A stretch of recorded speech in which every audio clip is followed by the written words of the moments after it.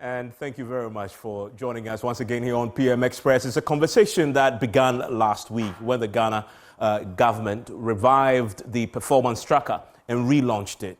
There was a fair bit of controversy thereafter. We want to look at it. It's a question we are asking tonight, a binary one. Is it a governance or a political tool? And you cannot take away the fact that this is coming in an election year. But if you drill down, you'll find a paragraph in the IMF program that says exactly this, that the government of Ghana is committing to prepare a centralized inventory that will have in there all these projects that government had planned to do by end of March 2024. And as you see that it's something that the government had done to tighten commitment controls and prevent the accumulation of arrears. So we believe this is part of what we agreed to do under the IMF program. We'll expand on that when we sit for a conversation. So if this is indeed the case, we are finding some interesting bits of the performance tracker that appear to only compare the last administration and this administration. So that's why the question has been asked tonight. Is it a governance or is it a political tool? We'll get into that when we sit for a conversation. We've isolated a few of the interesting flagship projects that the performance tracker itself highlights so that we can focus on just to illustrate a few points. Now, we learn a few things when it comes to Agenda 111, for example. 108 recorded projects is what you find on the performance tracker. And it tells us that out of the 108 projects that have been recorded, none is complete. That's why you have the 100% not completed. That's according to the performance tracker itself. But when we drill down a bit more, we realize that the project that is closest to completion is 75% complete. But we're also finding the average completion rate for these projects is just over 30%. So there's a lot left to be done still when it comes to Agenda 111, according to the performance tracker itself. Then look at One Village, One Dam. Only 6 has been recorded in there, and we begin to wonder about what happened, because One Village, One Dam is One Village, One Dam. Did they only build 6 of them? Because they record and tell us that all 6 complete, but we know that this goes beyond that. And now you go to One District, One Factory. We thought we should highlight that too, because it's a flagship program for the government. 169 is what has been recorded and all completed. But if you look at the total number of districts we have, the 261 districts, that clearly leaves over 90 of them still left to go. If you want to really go by the way it was couched as One District, One Factory. So that gives you a fair bit of clarity on where the government is on these projects that they've told us in the performance tracker. And then what's the supply obviously is there. You have 312 of them, and we have 29% of that have been complete. So you're not completed so far. So that then gives you a sense too of what they're doing in the water area. But then you also go back to the party's own manifesto. There's something that they promised us. Are they delivering on that? If you now look at the performance tracker, because the thing about the performance tracker is also to promote accountability, right? But also to promote transparency. So you go to the party's manifesto, and the manifesto was clear when it comes to the One District, One Factory, that they want to ensure that the distribution of the factories are even, spatially spread across this country. Is that what we found in the performance tracker? Not quite. Because you look at Accra, for example, and Accra has 43 of the One District, One Factory initiatives, right? That's quite a lot. There are some regions that only have one. Ahafo, Bono, Northeast, Oti, Upper East, Western North, Savannah has 0, for example, and it's not evenly spread. So not exactly what was intentioned. We need to ask why though, because if you look at Greater Accra region, Ashanti region has a significant number of districts there, far more than Greater Accra does, but Greater Accra has more. Why are we having the concentration there when the original plan was to have them evenly spread? So that's another question that came up that we're looking at. But then we also found this very interesting when it comes to the electricity access and the rate, right? That the two governments then begin to lock horns, and you see this in the tracker, right? So the tracker tells us that between 2008 and 2016, that's a period. 2008 towards the end of that, we had an election, but that largely is the NDC's time. They only increase access, to 83.24% when they met 60.5%. That's quite significant. So that's there. You're talking about 2.84 of annual increment. That's significant. If you look at the NPP, according to the tracker, they met 83.24 and they increased it to 88.75. That's 0.7%. Now, when you look at the increase compared to the two administrations, the NDC seem to have done quite a bit more than 20%. More than 20% more in terms of the access when it comes to electricity access across the country. That's another thing that we learned from there. And then you look at that picture there. 22.74% is what I was specific number percentage I was looking for in terms of what NDC did between 2008, what they met and what they left in 2016, and what NPP has managed to do in 6 years is 5.51%. So that clearly tells you that comparison there that you see. So that is, again, one benefit of the performance tracker.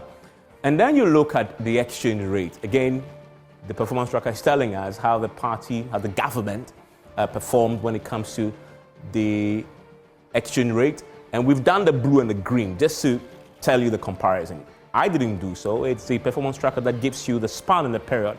And you know which governments were there from 2009 all the way to 2016. And you look at the average exchange rate, for example, and then this government seemed to have done really well. But then you look at 3.90%, for example, in 2001. That is one of the best performances in terms of the rate of the exchange rate depreciation. But then you come to 2022, which went all the way up to 29%, but the NDC still has the record in terms of the rate of depreciation all the way to 31%. Again, performance tracker is telling us a fair bit of what has been happening over the period. But I find this the most interesting data that we found when it comes to the job creation. And there are a few questions that we need to ask about this, because if you look at the government performance tracker, 2017 to 2022, the public sector, according to the government, created 1.8 million jobs compared to 200,000 for the private sector. Now, look at what the budget is telling us. So there's a discrepancy in what the budget told us at the end of last year and what the performance tracker is showing us. But put it in context. Performance tracker, we're told, the last time it was updated, it was June. So this is out of June 2023. But specifically to the jobs question, they only measured it up until 2022. So there's a 1 year difference. But we ask a question, though. If the budget says a public sector, and that budget was read in November, public sector has 1.4 million, what happened then in that 1 year from 1.8 million, which the performance tracker says, to 1.4 million? Does that mean that in that 1 year, 400,000 jobs were lost in the public sector? We felt that is highly unlikely, which means government will be sacking people in the sector, or people will be resigning to the point where you have 400,000 of them resigning. So how do you explain that difference is the question. We thought that's highly unlikely. Look at the private sector. 200,000 jobs have been created according to tracker in that period.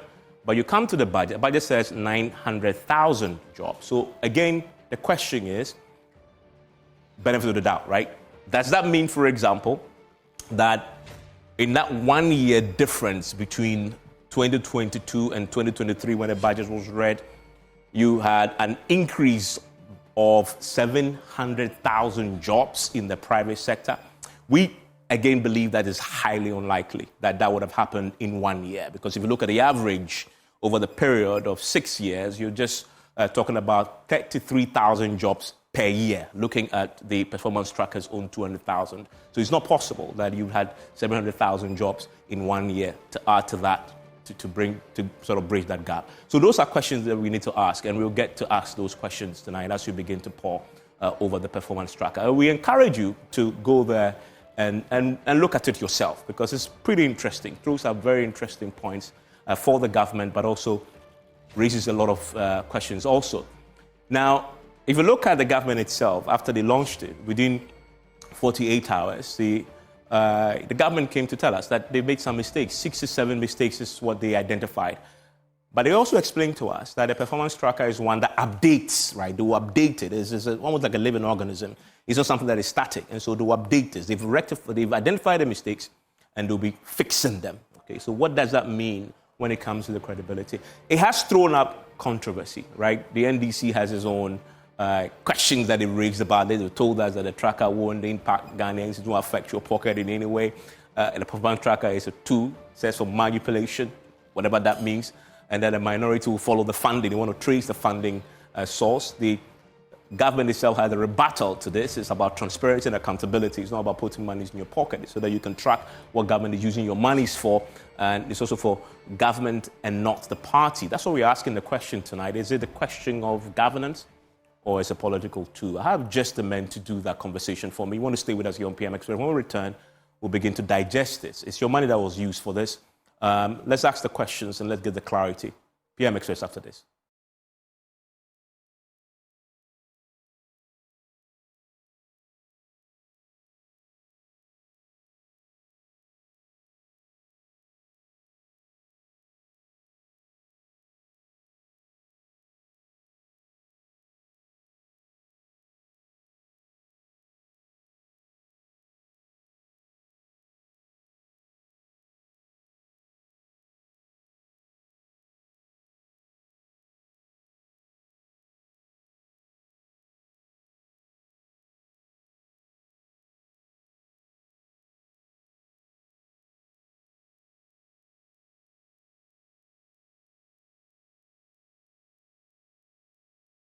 And thank you for staying with us here on PM Express. And it's always brought to you by Syntex Tanks. It is strong, it is tough. Aloma Bitters experience greatness in every moment. Ghana AIDS Commission, Pepsodent, every smile matters. And if you really want a tank to store your water, you need to call Syntex Tanks. It is the first to introduce a double layer tank. And now you can have as many layers as you want. Syntex Tanks is first to introduce the white inner layer tanks in Ghana. We now introduce you to the customer specs order. They give you this whatever size and color you require. They have 7 years warranty. Call them wherever you are in the country and they will pick up 0244-335-168 or shop online at syntexgh.com. Air strong, air tough. And Pepsodent is one that you need to use in the morning, but also before you sleep because they have profluoride and microcalcium ingredients sealing tiny holes in your teeth. This prevents cavities, keeps your teeth strong and mouth healthy. They come in different packs so you can afford one 175G all the way down to 12G. And so you can always get what you can afford at any time. Pepsodent, every smile matters. My guest with me in the studio, Dennis Miracles Abwaji, is a presidential, he in fact speaks for the Bawumia campaign team and joins us right now in the studio. Alex Egbefe is a former Minister for Health. We'll be joined by Franklin Kujo, who's the president of Imani Africa, and joins us on Zoom. Thank you, gentlemen, for your time here on PMS. Miracles, I want to start with you. There's a clarity I need.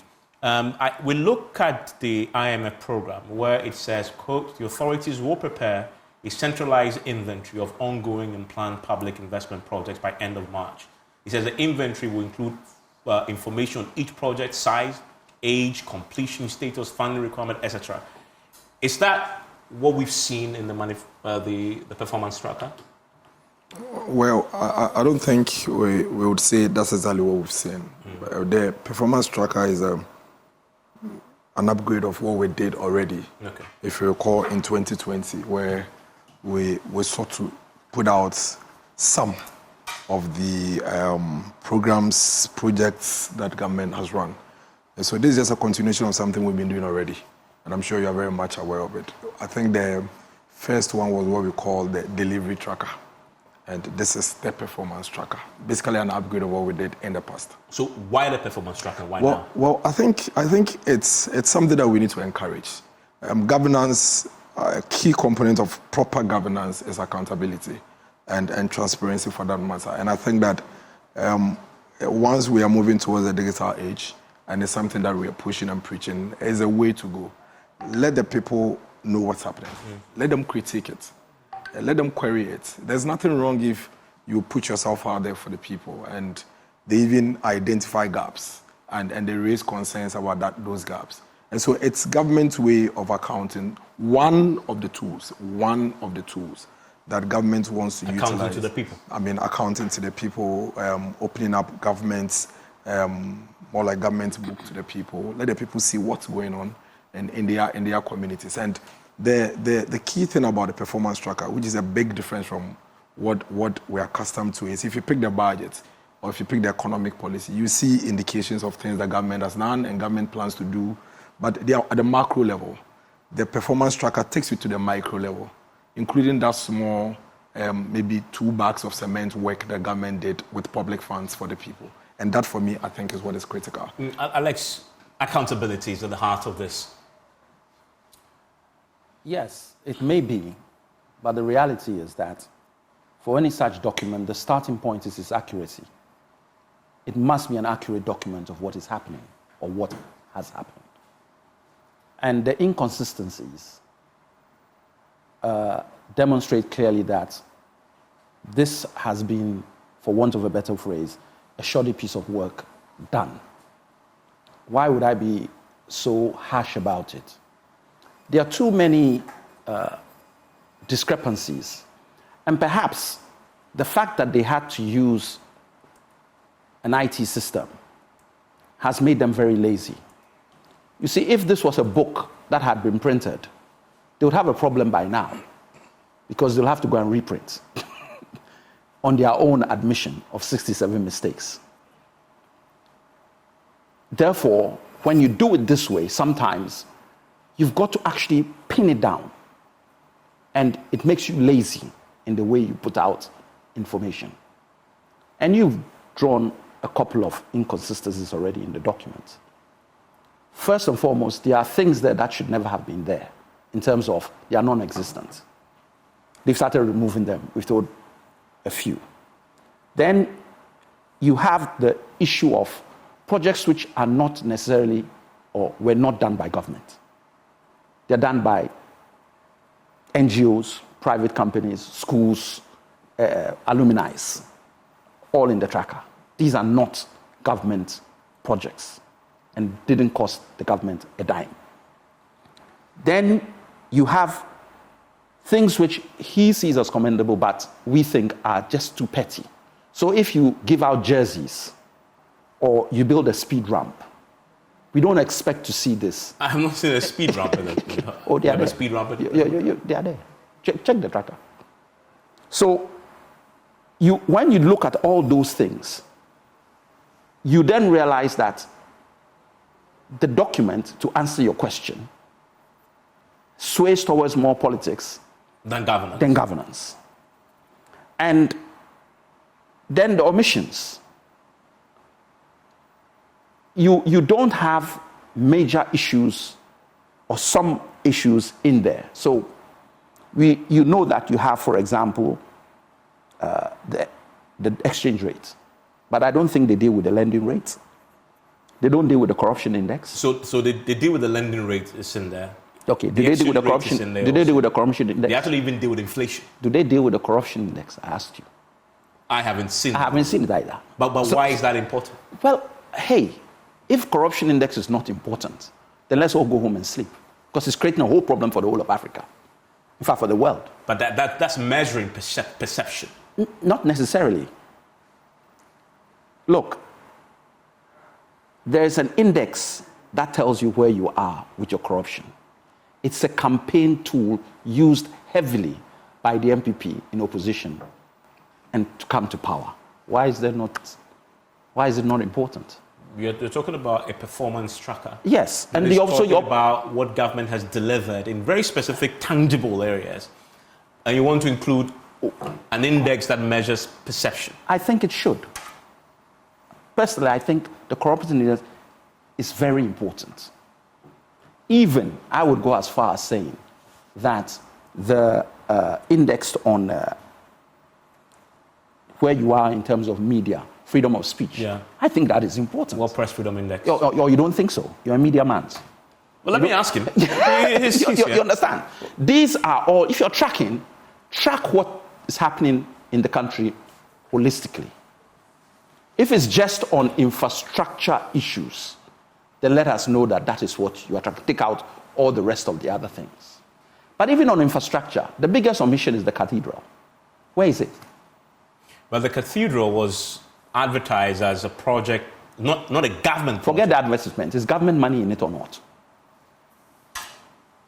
Let's forget about what they said or what they didn't say. Is government money in it? We know government money is in it. So why is it not there? Okay, let me ask him that question. Miracles, you want to respond to that last one? No, not just the last one. I mean, for me, I've made this point cardlessly. But there's nothing wrong with all the feedback coming up. And ours is to elevate the conversation, and I'd like to stay there, that this is a novelty. This was something we are used to. I mean, previously, they'll put it in a green book, hard copy. You can't even critique it. You understand? So we've really made progress. We've moved on. In the past, where we had documents similar to attempting to accountability, they put it in a green book. But we held their feet to the fire when they released the green book. That's why I'm saying because that document is so clear. It doesn't discount the fact that they put it in a hard copy. Yes. So critiquing it is difficult. And the fact is that critiquing a soft document like this, with a search engine, and that of a hard copy document are not the same. So we really made progress. Feedback, critical, very important. I would not debate and trivialize the conversation and make it look like this is a tracker. It means that it's a work in progress. It's a living document. It's updated by the minute, by the hour, and by the day. There is absolutely nothing wrong if he thinks that there's an aspect that should be in the tracker that is not there. It can be considered. What is wrong with that? What is it about the cathedral that is not already public? And so how would it be a big deal if it's on a tracker? But by your point, though, I mean, the principle, a lot of the things that you printed are already public. But you've exactly the point. Point is that exactly. So why not the cathedral? So it can be put there. Feedback. There's nothing wrong with it. We shouldn't make it look like it's a big deal if somebody identifies that the cathedral or something else is not there. It can be brought in there. It is something that I think the conversation around it should be, hey, we are getting somewhere as a country. Can we protect this? And make sure that even successive government beyond another Akufo-Addo's government will make use of this. Let me also make a very important point. So we trivialize everything and make it look like this whole country should be riding on the macro issue. If it is not a rich hospital, it's meaningless. If it is not an airport, it's meaningless. If it's not a Sunyani airport, it's meaningless. That is the beginning of our troubles. So that community beyond Krabwa Kota, whose survival and everything they need is on a borehole, and the government of Ghana has utilized its funds to put up that borehole, that community also equally deserves the right to know what the government of Ghana has done for them. So you can only make input and say, well, you could add this, you could add, but never, ever trivialize some of the projects in there. You talk about ramps. Do you know how much a ramp on a 1 kilometer road costs? And you think it's needless for the people to be accounted to, for them to know what government has done with their money? Anybody that begins to make the other kind of argument has no respect for the people. For you to think that all somebody needs is a CHIPS compound, okay? One small CHIPS compound with a 2-bedroom for the nurses' quarters, for them to have health care in their community. The government of Ghana has spent money. The government of Ghana is accounting to those people, not only to people in East Legon and people in Cantonment. The government of Ghana needs to account to the people in Fantomabe Bomi the same way they want to account to the people in Laboni.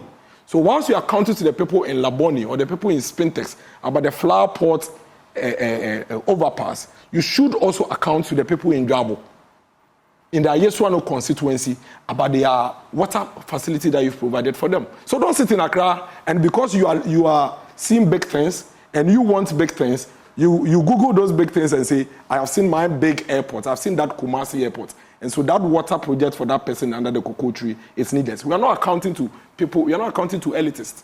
We are accounting to every Ghanaian everywhere. And every single investment that has been made on the people, on behalf of the people of Ghana, deserves to be accounted for. But like I said, when you follow the launch events, you'd realize that the government was very clear that this is a living document. It even has a cutoff date as of June 2023. Even that one, there are gaps. As I speak to you now, there is a lot of work ongoing to still continuously update it. And that should tell you that government focus is not on politics. Government focus is on governance. Otherwise, government would not leave out. So projects. That's your verdict. This is a governance tool, yeah, not a political tool. But that's not my verdict. That's exactly what it is. Okay. And let me also make that very important point. It is quite laughable that you open a database that has in excess of about 13,000, and you say you've identified 67 errors that needs corrections, which government itself put them out there anyway, and then government says, I have identified 67 errors. Let me tell you, those 67 errors come in various forms. I have the report here. Some of them, it's correction of the project title. Some of them are corrections of the locations. For example, Ministry of Communication executes a project in Edukrom. Edukrom, as of 2018, was part of a Ekuapem North. And so Ministry of Communication, for whatever reason, in inputting the data, makes Edukrom part of a Ekuapem North.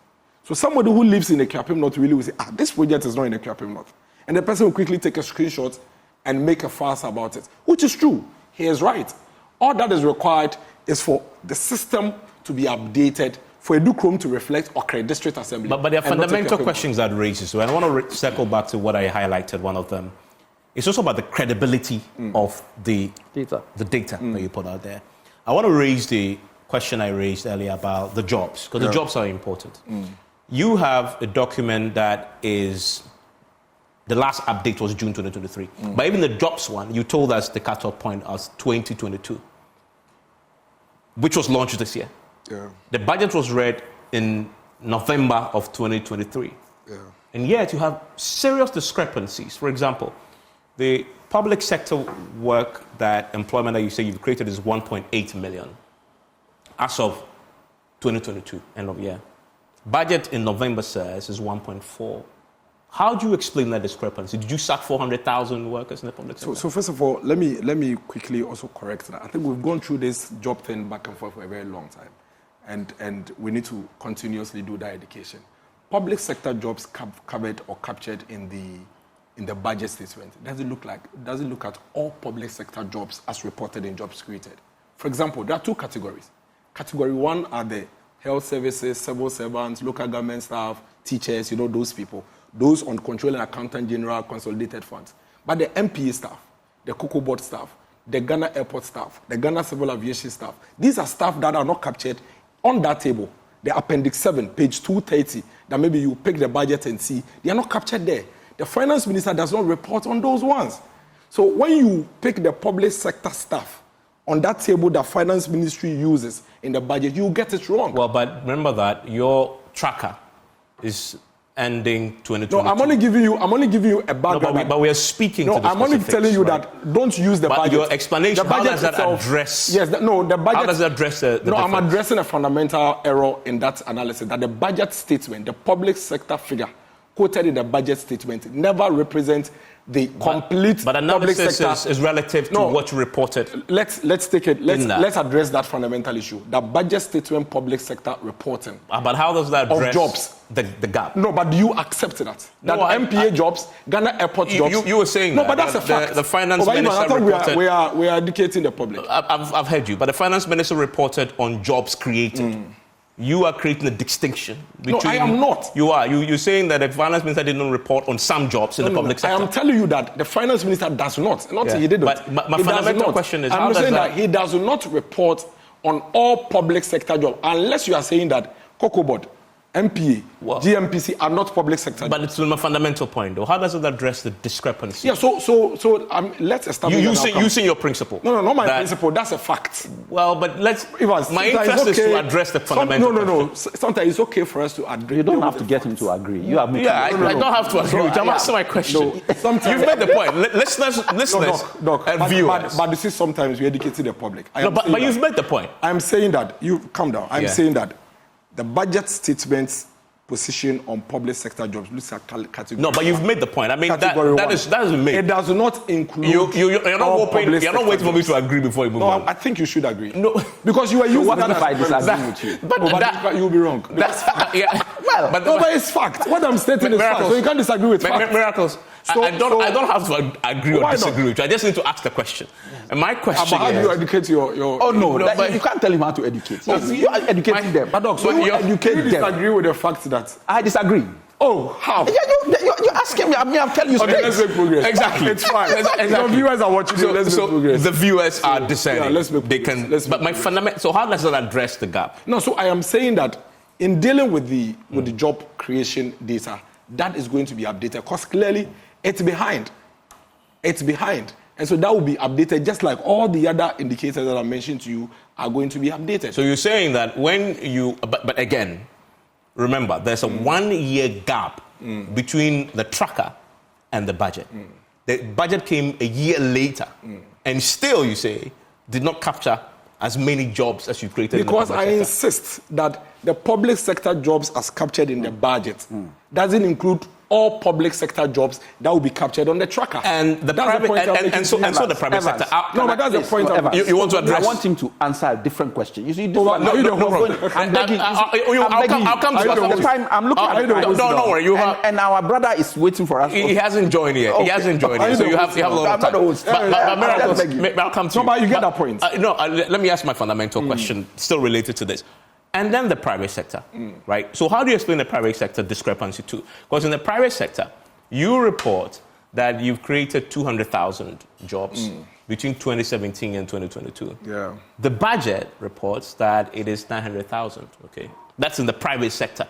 So what it means is, I mean, in that 1 year period, the budget tells us that they've done 700,000 jobs more. There are two specific... When you're creating an average, using the tracker, you are creating an average of 33,000 jobs a year. There are two specific clarifications that needs to be made here. I've clarified the first one on public. I'm asking about private sector. I'm telling you that the tracker data is going to be updated to reflect the reality as we are. So that 200,000 is a wrong number. It is. But we've already put out current data.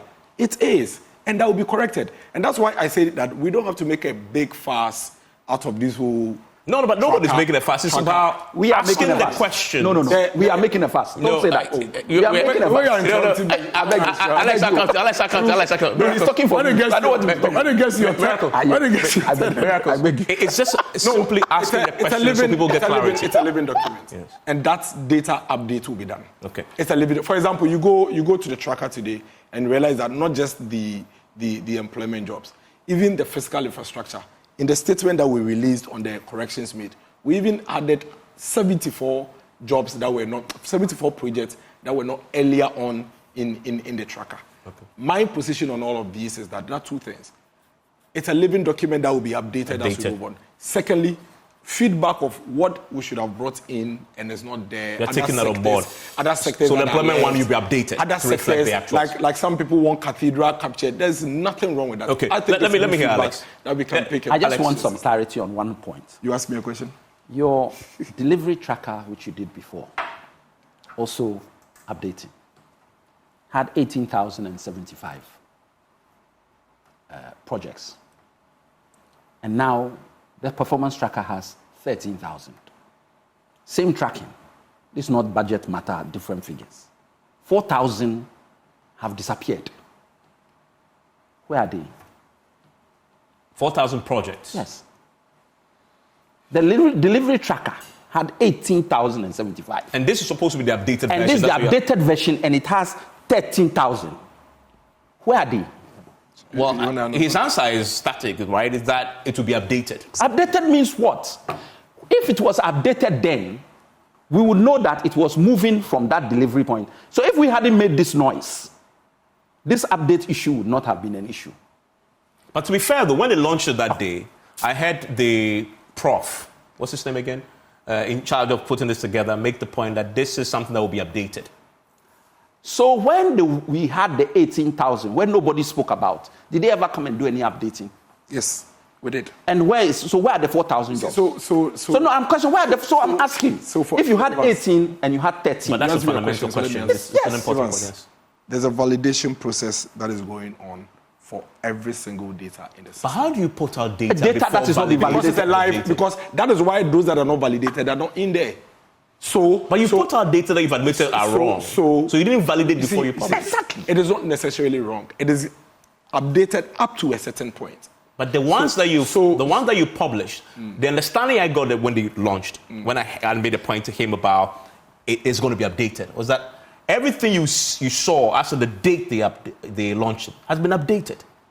And so we're going to give you more as we go ahead. But then we realized that what you put out was actually wrong. So you cannot do updates? Tell me one database. You are doing correction. Tell me one, even on Wikipedia. Of the published data. Even on Wikipedia. They give you room to go and make changes to your But own you're comparing Wikipedia to a government I'm telling you that tracker. I am telling you that it is a system that is alive. One that has room for constant updates. Multimedia.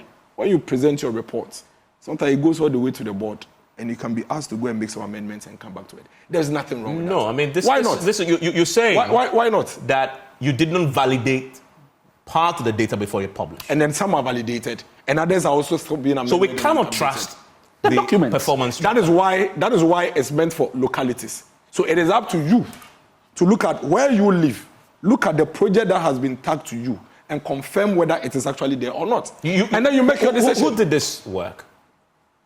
You're happy with the work that the person did? Why not? What is wrong with starting something that is a novelty? What is wrong with that? Why are we discussing this? We are discussing it because we want to improve upon it. Do you prefer the Green Book to this? Any day. Which one is the best? A hard copy document? I'm sorry, but you live in the 80s. We have a soft copy of the document. I'm sorry, but we live in the 80s. We have a soft PDF is a soft copy of what? What would you do with a PDF document? So, thankfully, what would you do with a PDF document? Franklin finally joined us, and I want to bring him in. Franklin, I see the look on your face, which you are enjoying the conversation. Let me ask you straight up. Is this performance tracker a governance or a political tool? Good evening, gentlemen. Thank you so much. I'm sorry I joined late. I think it's both, really. I mean, it's both a governance tool and it should be a governance tool, and indeed it should be a political tool as well. But that is where the problem is. The political side is what is currently actually outweighing the governance side of the equation. And I think that's the problem a good friend Dennis is having in the studio.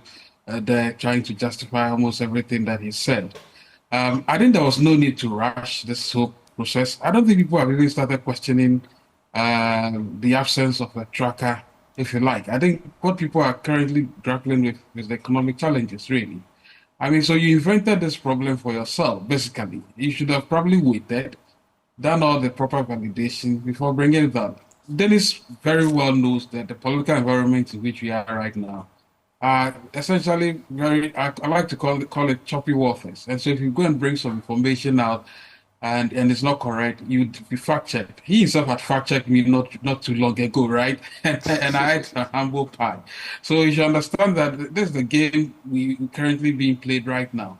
So I'm just saying that there was no need, there was no rush. They could have taken their time. In fact, if I were the government side of things, I mean, if I were part of the communication team, what I probably would have done was to actually ask people to post projects that they think they've seen in their communities that are worthy to be, mentioned. And, when people have that feeling that they are part of the process, people will take pictures and send and say, okay, well, we think this has changed our lives and here and there.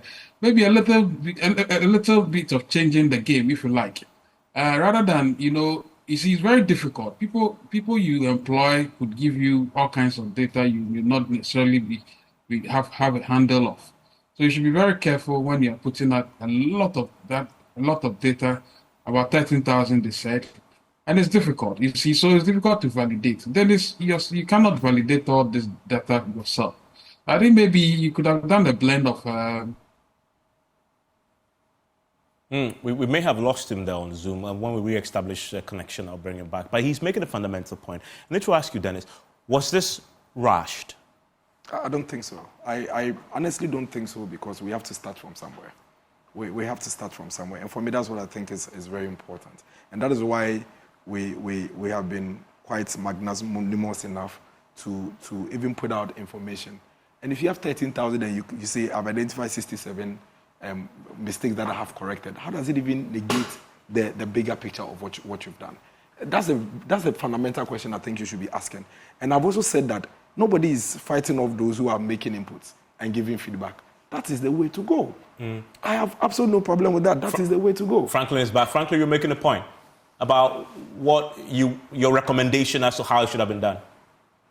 I certainly would have wished that they had this groundswell of people, their supporters, who were posting real pictures from the countryside as to all that the government has done. And then you see, it would be for us to determine which one is government project, which one is an NGO, which one is an MP's project. I mean, you leave that to us. Anyway, maybe I'm giving lessons in political strategy, but I think cleverly, that's what I would have done in order to save myself this trouble. You see, the problem with publishing a tracker like that is that, you open yourself up for all kinds of, should I say, fact-checking. And the moment one or two are corrected, like they did with 67, and even with 67, I hear they're actually more. Yes. And now the next conversation is that we reduced to 7, we added 74.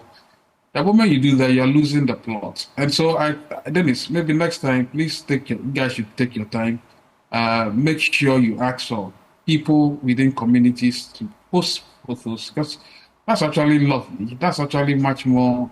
I mean, it helps the governance process. But frankly, there's a way in which Dennis pitches the problem as a positive, because if really they wanted to be political about this, why would they put this document out when they know they're going to be scrutinized? And he says they're only doing so because they genuinely believe in accountability and transparency. Yes, scrutinize us, but we want to subject ourselves to the people's scrutiny. Even if we know that we won't get 100% score in the accuracy of what we are putting out. Isn't there a strong point there? Oh, without a doubt. I mean, I'm not downplaying the fact that they want to be comfortable and all of that. But I'm only saying that, given the type of environment we find ourselves now, obviously it's elections. You should be sure that people would fact check you. So it's either you are risking it on the side of trying to be accountable, but at the same time, I'm just suggesting that maybe a groundswell of people actually sending all these things to them. Maybe you'd have had it side by side. This is what we think we've done. This is what others are saying. And maybe all of this wouldn't have been happening anyway. But look, it's a good exercise. I think we should continue. But I think others have also questioned. If I recall, my colleague was on another sister station over the weekend and was suggesting that, for instance, we should also know the value of this project, how they were procured and all of that. Yeah. That also is the process. Maybe that's another level of, the next level of accountability. But certainly what they did is fine. I'm only saying that it would have been more beautiful if you had a lot of people rather sending this. They had a whole website where people would be sending pictures and sending voice notes and, saying this is where I am, this is the project, this was built at this time. It adds a bit of color. Now, it's a bit tainted because now you have to draw pictures, you draw some projects and go and add other projects. And it's really difficult. Do you think it has affected the credibility of the tracker itself, what has happened so far? Has it reduced its potency as a governance or political tool? A bit. I mean, I think it's reduced the potency a bit, especially on the political side of things, because as a governance tool, it's a useful exercise. I mean, I've looked at some of the pictures of some of the projects there, and I can identify most of them, really, at least certain regions I've been to. But the moment there are doubts, and of course, Dennis knows fully well that this was also meant for propaganda purposes as well, which there's nothing wrong with that. You don't know that. Which is essentially the reason why you're very I don't know that. But the moment you find out that there's a little doubt, and people begin to question everything. People are even saying that it looks as if the pictures they use AI to that's the level of doubt people begin to get into. So it's a good exercise. I don't mind, but I think we should do a lot more. We should do a bit more. Alex, if it's a political tool, you've said it already that for you it is a political tool. People are actually looking at this. For the middle class voter, they possibly will side with miracles here, that at least it's a government that is trying to account to us. I think that nobody is saying that a tracker is not good. When you want to give the impression that it's not political, then that's where and it must, whether it's political or it is a governance tool, it must be accurate. Mm-hmm. That is the point we are making. So you have to deal with that first before you even deal. You have a tracker. You've had this tracker for the delivery tracker for how long? And you've been updating it, you say. But then if that is the case, why launch now another performance tracker on top of the delivery? Because it's supposed to be something that has been going on. And if you were doing this program year in, year out, timing, you've done it 8 months, 7 months to an election. So it smells like politics. For 3-4 years, you've had a tracker, a delivery tracker. You haven't spoken a word about it, and projects are ongoing. And then in the year of the election, you decide to bring it out, and you say, we are not allowed to think it's political. It's purely political. And any way you want to twist it. But the important thing is, even if it is political, let it be accurate. Is it an effective political tool? But no, it's lost its credibility now, as far as we are concerned. And I didn't want to go there, but the 67 is, there's more. Look, we are not belittling anybody's project. But if you say you've built a road from Accra to Nsawam, and on that road there are 10 speed ramps, do you have to tell us about the speed ramp separate from the road? No, but to the extent that the speed ramp was built with the taxpayers' money, that's the point. But why? All speed ramps are built with taxpayers' money in terms of if a road is being built and the government says that put 3 or 4 speed ramps. They will put traffic lights. They say have traffic lights on. Are you going to say traffic lights is a separate thing? Because when we did the budget at roads, traffic lights were incorporated in it. So we do traffic lights as a separate issue. Look, we are not belittling anybody's work. But if you get to the point where we are going to go to everybody who has donated or government that has donated jerseys to a group of people, please. Is it true that you put the jerseys in the thing? I'm just curious. Because he's mentioned this twice now. Yes. And there's nothing wrong with that. Because you use the taxpayers' money to buy. You see, I keep saying that it's okay if you live in Laboni and you think that everything should be reported at Laboni level. Look at the tracker. The Zongo Development Authority was set up specifically for a particular, mandate, which includes social cohesion. And this social cohesion has programs and activities that need to be executed in that space. That is some of the things that they use Government of Ghana money to do. And there are records to show that it's expenditure that they've incurred under the program. If they report on it under a tracker, there's nothing wrong. In your view, it should be a cathedral. In somebody's view, he lives in the Zongo. He was part of the social cohesion project. He wants to know what was done under that project. Trivialize it, but that is the target. But Alex, he has you. a point, as you know. The target, no. But you are not the target. The target is that gentleman that lives in Zongo and was part of the social cohesion project under the Zongo Development Authority and wants to be accounted to. So it's okay. But when you look at that project that has the jerseys and the football games and all of that, you realize that it's clearly indicated the Zongo Development Authority. Give me a second. That is their mandate. He has a point. I have every right to say that he's absolutely wrong. Why? Because I've been a victim of their criticism of our Green Book. No, but even cheap compounds they thought was too much. Yeah, but if they were and wrong, now they are telling us about it. But you pointed out that they were wrong. Yes, and they said no. So I'm saying that even on an ethical ground, they have no basis. Yeah, but even then, I still stand by the fact that... But the usefulness to the people in the community. No, I'm saying that if that is the case, then put out everything that government has done. That's the whole point of the tracker. But they cannot do it, and they have left out too much. But they're updating it. That's what's a living document. But what's it called? Evans. If we... Look, start talking about salaries for judges.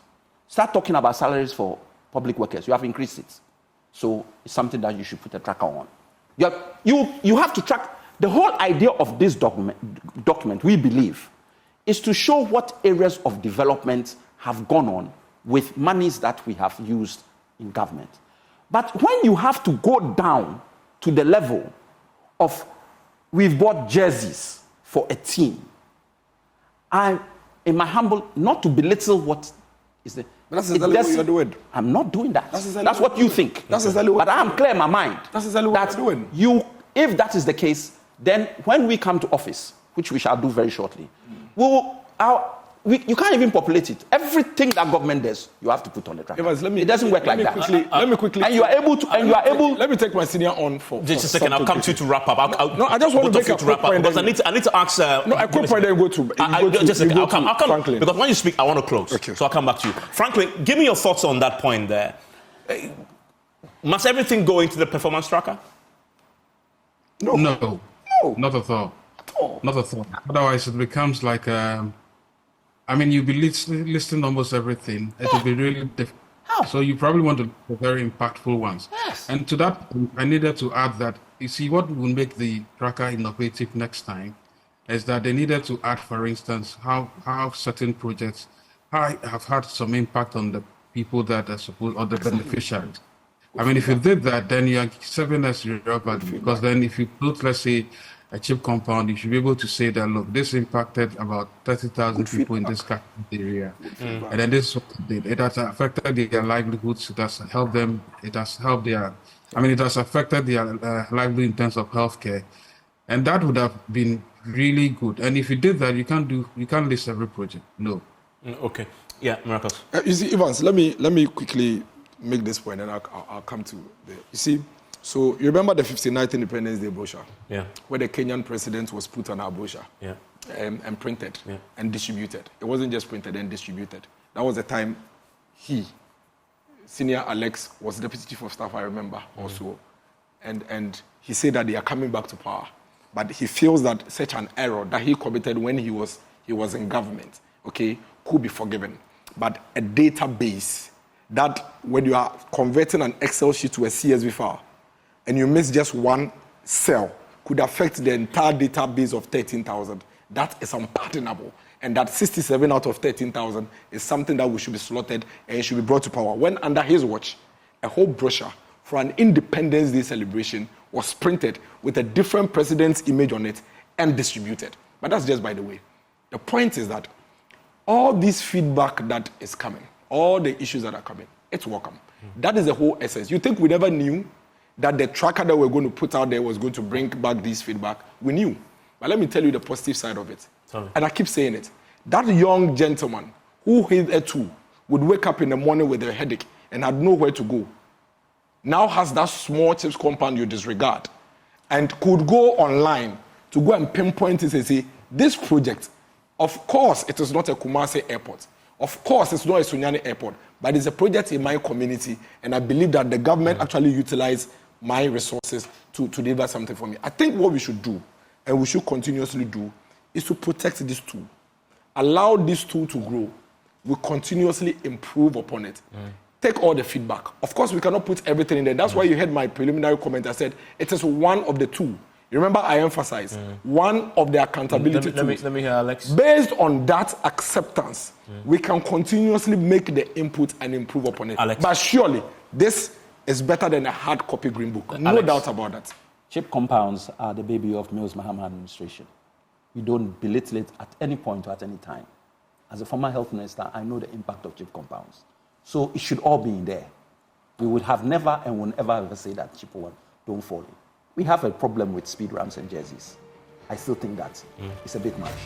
But for credibility purposes, they should put out accurate information. If you had a tracker system that at one point had this number, 18,000 odd or 17,000 odd, and it is now 13,000, you have some explaining to do. It's not 67 we are talking about. We are talking of 4,000 projects, which we don't know, and nobody can explain where they've disappeared to, into thin air. And that, by the way, is PM Express tonight. Miracles, thank you very much. As a protocol, do you agree you shot yourself in the foot? No. The guy in the village knows what we have done in his community. He's excited. Enjoy the rest of He's your a evening. Laboni and the cantonments guy who are crying.